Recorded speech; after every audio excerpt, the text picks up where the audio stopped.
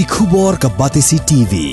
Lawan ra ashapi dak Orange Nissan Looms Hope Ho near Fire Brigade Shillong, ringkat bat ka M Crown Hotel Kendailat Shillong, ka Three Olives Restaurant, balak play nakbentaban Shakriya P, hapo ka jingada jong ka Bio Bubble Antivirus Coating, ringkat ka Cosmic Kingdom, ka Jakai lekai bapaw ha Shillong, balayada na ka Bio Bubble Antivirus Coating, balale da ka Meva Enterprise.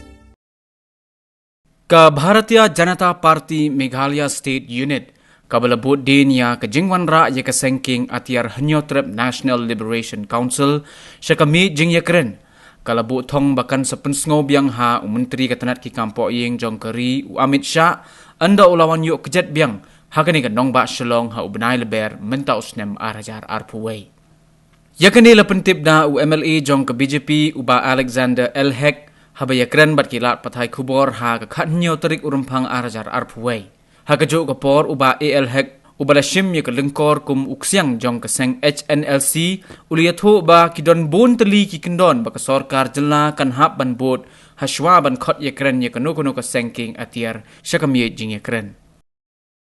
That letter is there.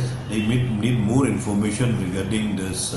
They have asked few questions, which is I don't have it right now, but already have sent it to the political to get me this information that will be able to send or send directly to MHA. It is asked by the Honorable Union Minister of State, Mr. Kishan Reddy ji. So this officially only Mr. State. Discussed with Chief Minister also before. So when we got the official intimation also, we have sent it to the political department.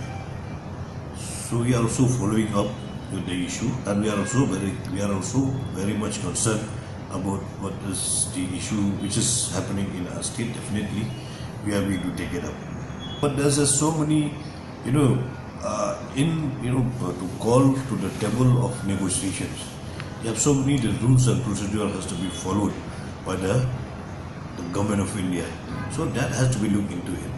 But we will definitely tell that since our young boys, they want to have a peace talk with the government, why definitely the door should be open for them.